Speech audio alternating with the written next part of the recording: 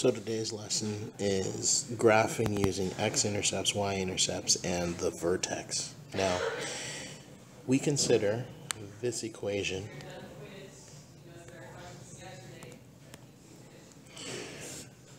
y equals 2x squared minus 16x plus 24 as the standard form. So anytime you hear me talk about the standard form, we're looking at something that is of this form.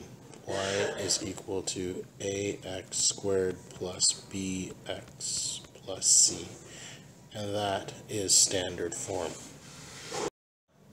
We said that we were going to take a look at x-intercepts, y-intercepts, and the vertex. Now, the easiest type of calculation that we're going to do today is called the calculation of the y-intercept.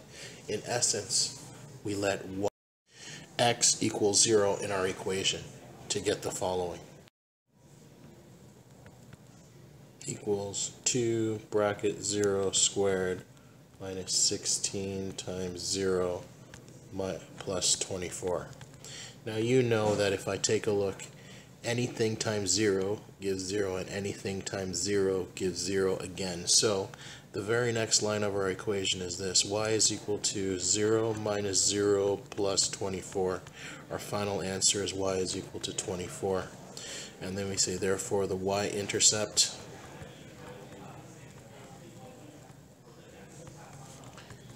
is 24. Now, every time I ask you to do the work, you need to show the work using this form that I have given you. Sometimes I'll ask you to show the calculations for the y-intercept. Now, another way to do it, if you're running out of time, is to just look for the last number on our equation, and this value is the y-intercept, and it will always be the y-intercept. So I could have looked at my original equation and I could have noticed that 24 was the last number in my equation, so the c value is 24, so that means my y-intercept is the c value in y equals ax squared plus bx plus c. You can use that to quickly calculate the y-intercept. If I ask you to show the calculations, substitute x equals 0 and you get your answer. Space where notice is was intended to show you that the y-intercept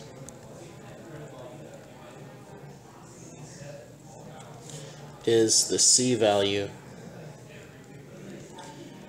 in the standard form.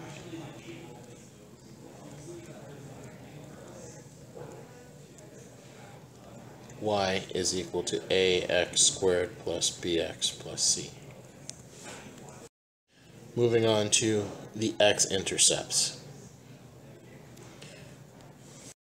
When we find the x-intercept, we always let y equal 0. So that means our original equation turns into this: 0 equals 2x squared minus 16x plus 24. Now, this is the form that we used when we had to do our factoring or use the quadratic formula. So let's summarize how we're going to do this. In essence, we have two ways to solve or find y-intercepts. Now, one way would be to factor. And there are three types of factoring that we studied, and they are common, simple, and difficult factoring. Now, another way to find a solution would be using the quadratic equation, which is this thing here.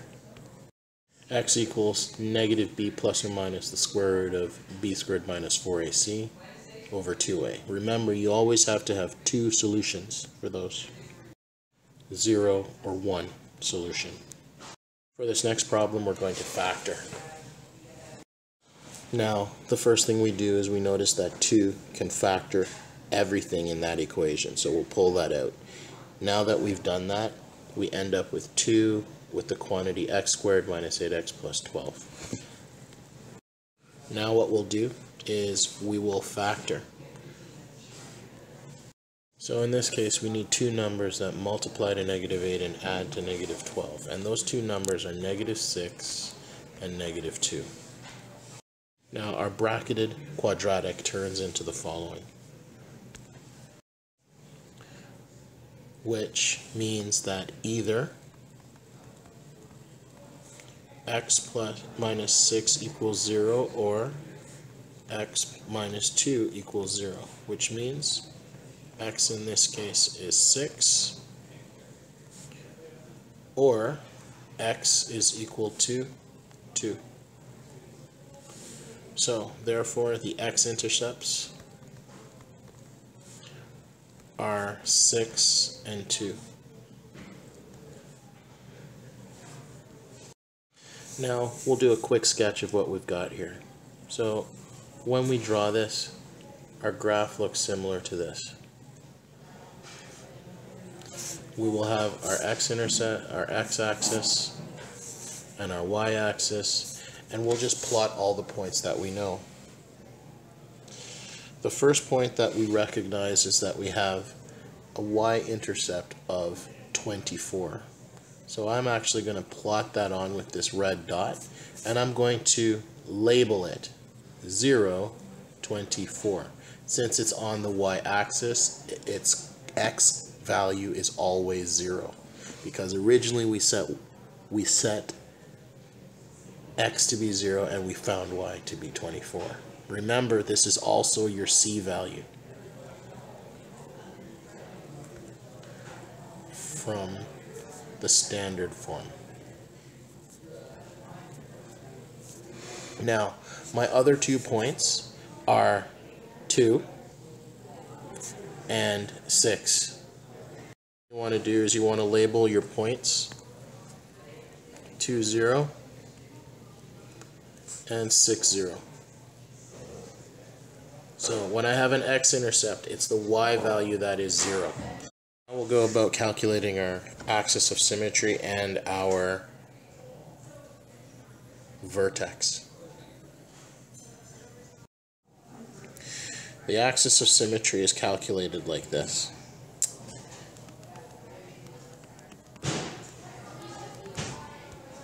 Well, remember those two values.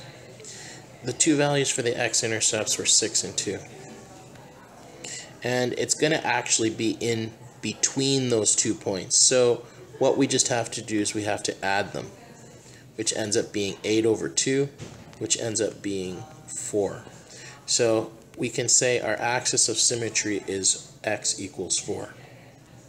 Now, the final stage of this process is to find the vertex.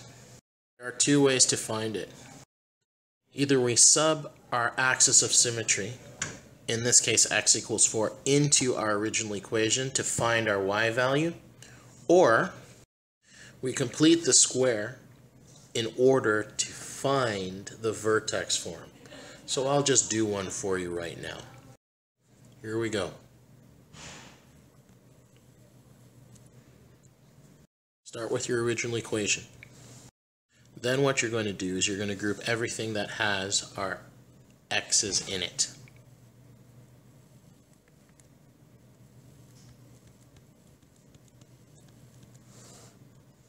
Then common factor the number that is sitting in front of the x squared term out of this bracket.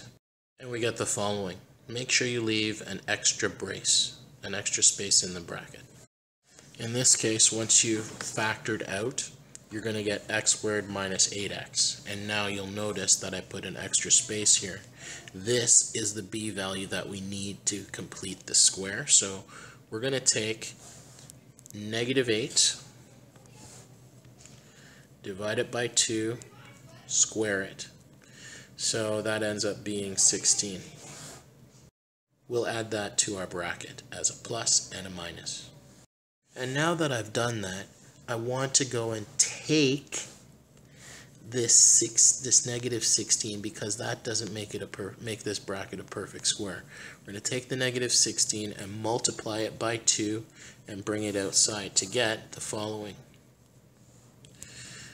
2 bracketed with x squared minus 8x, and then plus 16. And then the number that's on the outside ends up being negative 2 times negative 16, which ends up being negative 32 plus 24. And now this bracket here is ensured to be a perfect square. So now what we're going to do is we're going to simplify. So we get, well, remember my trick. Take the square root of the first term. Square root of x squared is x. Take the sign of the middle, minus, and take the square root of the last, which is 4. And that's our squared term in our vertex form. And then this last part is minus 32 plus 24, which is minus 8. Therefore, the vertex is, well, 4, negative 8. Remember that the inside of this bracket is opposite worlds. So instead of being negative 4, our value for our x value is 4, and the outside stays normal. Now, back to our graph from before. So remember, we started a graph earlier. With our graph, what we need to do now is we need to draw a few things like a axis of symmetry. Our axis of symmetry is exactly halfway between our two x-intercepts. And then what I want you to do is I want you to label this x equals 4. And then, if you're really smart, you'll notice that if I have a point right here, right, I'm going to find another point exactly the same distance away from this thing. We call that the mirror line, or the axis of symmetry. Now that I've got those 2 points, and I have my vertex, which I will plot as 4, negative 8, which is somewhere down here. Now I can go and graph the rest of my parabola. Goes through the points, down and up. And make sure you draw your arrow, and then you label your equation. Y is equal to 2x squared minus 16x plus 24. On your assignment today, you're going to have 3 equations that you're going to work on. If you feel really good, you can do the rest of them. You're going to work on page 28, number 1, A, B, and C. And also remember, you have your in-class submission as well that uses this entire lesson. In-class assessment is lesson 6 exit task. And you can do that over the weekend and submit your work for Monday at about 9:15. Good luck, guys.